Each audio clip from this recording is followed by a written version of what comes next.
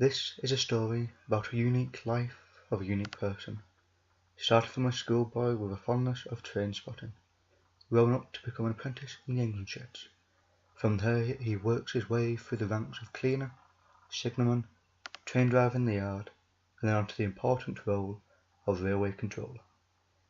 With these he deals through all the ups and downs of his own personal life, such as run-ins with the police, jobs, loss of a friend, marriage, and being a father.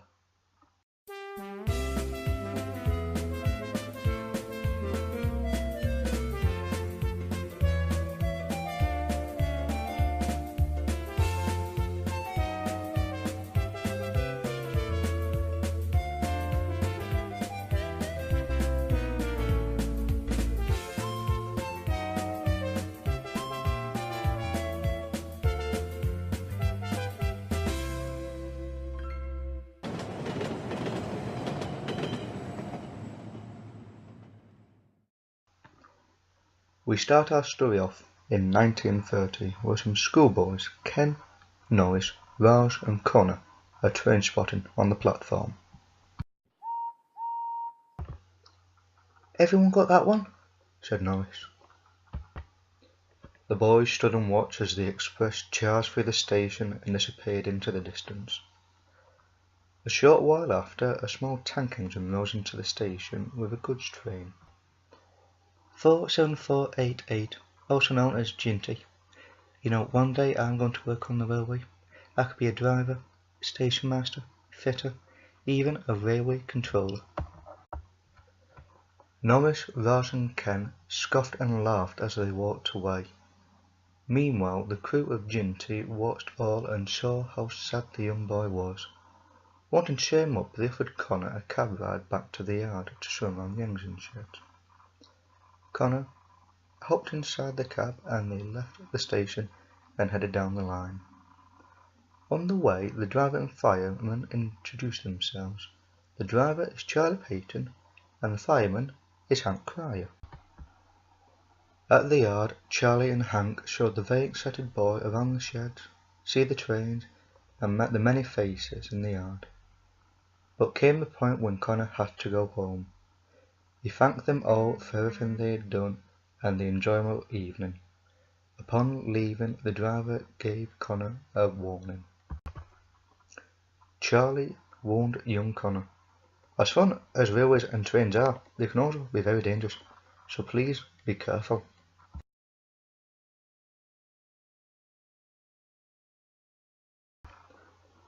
One day, as the boys were walking home from school, they passed a stretch of track.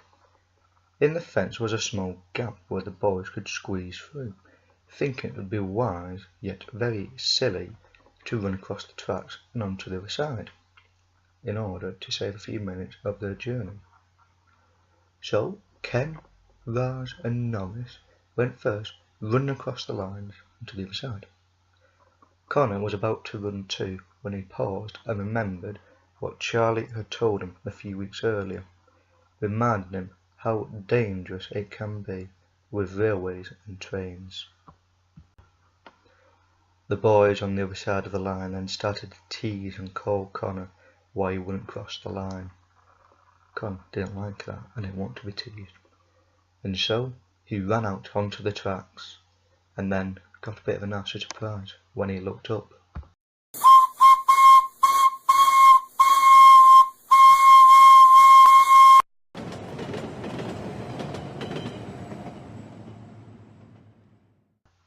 "Hello, hello, hello. Now, young man, don't you know how dangerous it is to play on railway lines?"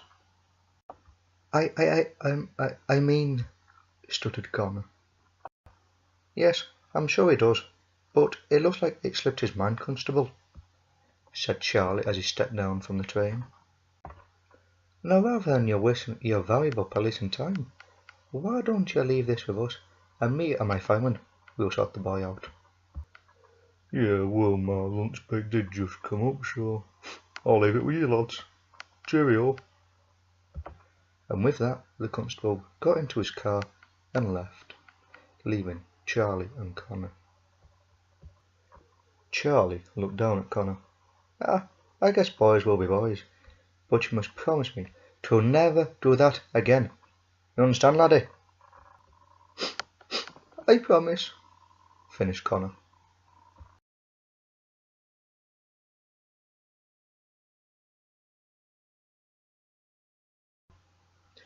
After finishing off in school, Connor got a job as an apprentice in the Bigsfisher engine sheds. On the morning of the first day, his parents got him a bicycle to get to and from work. While working there over the next few years, Connor had various roles such as cleaning the locomotives, daily work of loading and unloading the vans as they came and went, and the odd piloting duties. One day, after cleaning a locomotive, the yard foreman said it could be recoaled and watered, ready for the next job. But that was to be done after lunch, which Connor didn't hear. But Connor, being too eager, jumped into the cab and opened the regulator. The foreman and workers turned and saw the locomotive heading towards the points. They shouted and waved, but Connor couldn't stop. In a blind panic, he jumped out the cab and watched as the train kept rolling and rolling until it derailed on the points.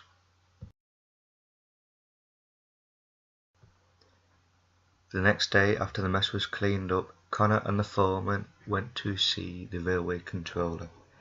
He was fair yet firm, and understood the situation. You've still got a lot to learn yet, little Connor. And Connor knew he was right.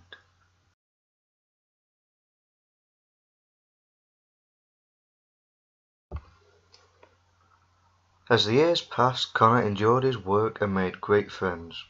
A main friend was Charlie Payton, the ginty driver who helped him out a lot in the yard.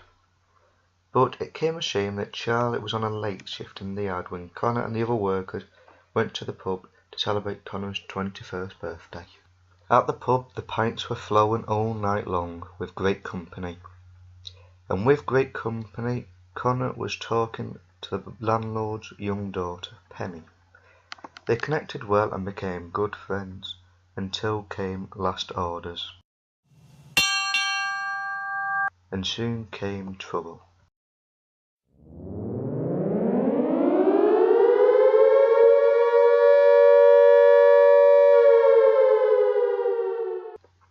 Right, lads, into the cellar.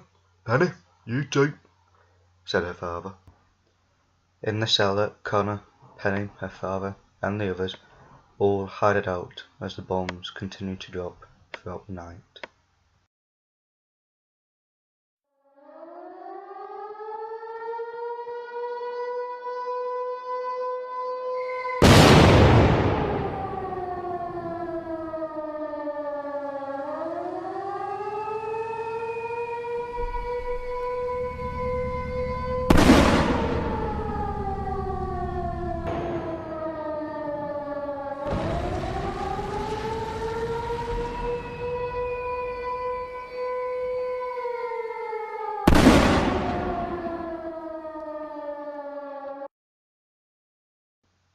The next morning the bombs had stopped falling, but it had left a lot of destruction and chaos throughout Bigsfisher and the rest of the country.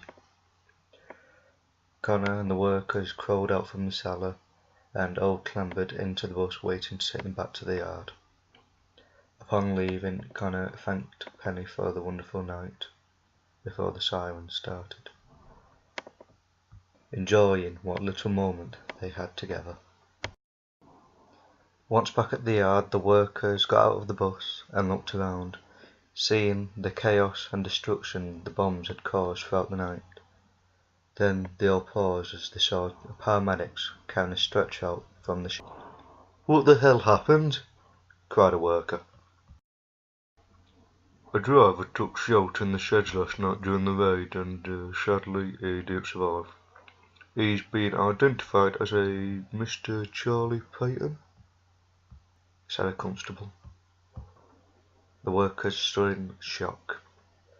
One of their greatest friends had been killed during the Blitz.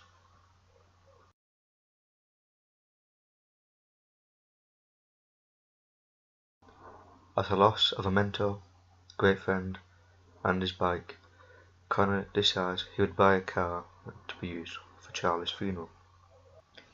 A few days after came the funeral of Charlie Peyton. Connor and Penny were amongst the few that went to the church to pay their respects. Whilst waiting outside, it wasn't long before the hearse pulled up, carrying the coffin. Everyone stood in silence as the hearse came to a slow stop.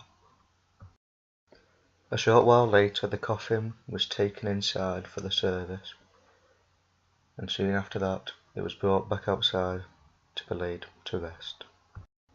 Ashes to ashes, dust to dust, we say goodbye to Charlie. May he rest in peace. After the coffin was lowered into the ground, there came a moment of silence.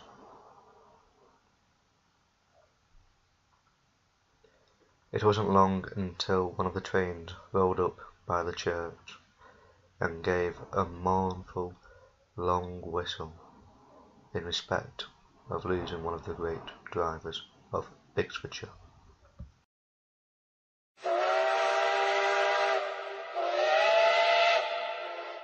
Outside, Penny admires Connor's new car. Seeing he seemed a little down over losing his friend, she decides to lighten the mood, suggesting that they go away for a weekend trip. Connor agreed it'd be a good idea.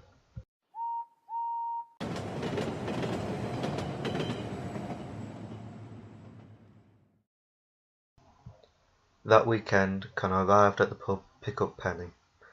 Her father carried a case down and helped put it into the car before seeing the pair of them off.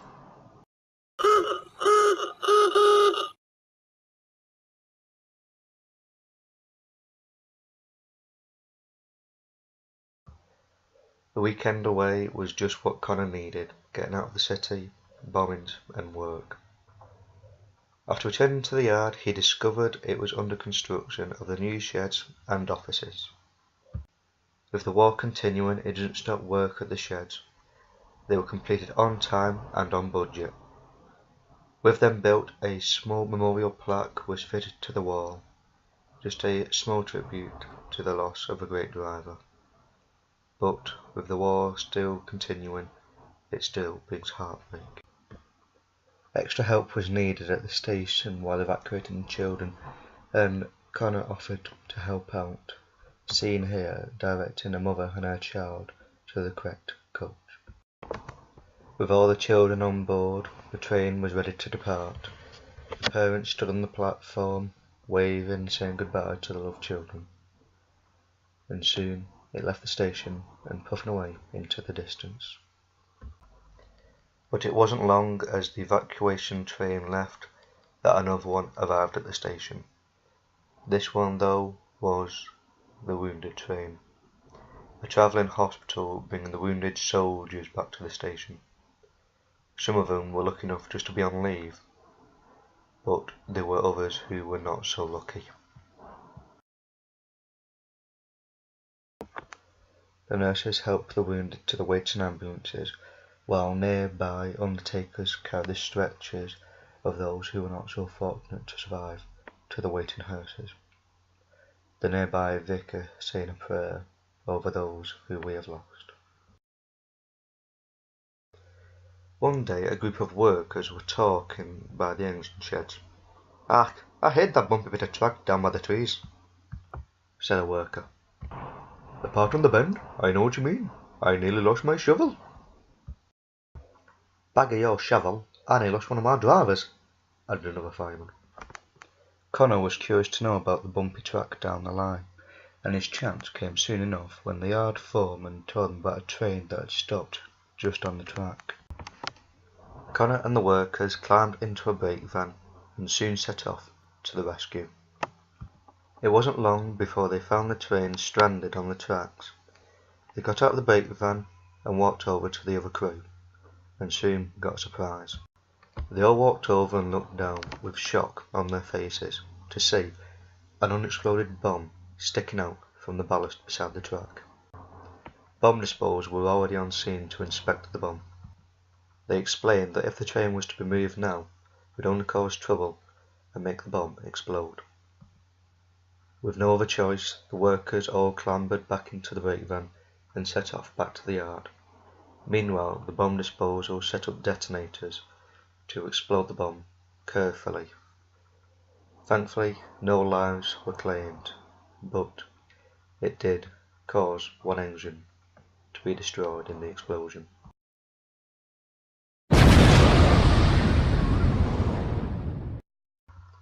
Connor and the workers headed back to the yard, hearing the explosion from far away, knowing that they had just lost a great train. At the yard, the railway controller and the foreman were there to greet the workers. Connor was praised mostly for his fantastic work over the years, and the railway controller offered him a promotion up to the new offices. Connor beamed happily and accepted. The other workers cheered and applauded him. It was sad to see him go, but also proud for him, for he had earned it. Later that evening, Connor returned to the pub to see Penny and her father. They'd already heard the good news that he'd been promoted into the offices, and decided to get him a little gift to say well done. They'd gotten him a briefcase to store all his files and paperwork. He found the funny side of it, but also enjoyed it. It was a lovely gift.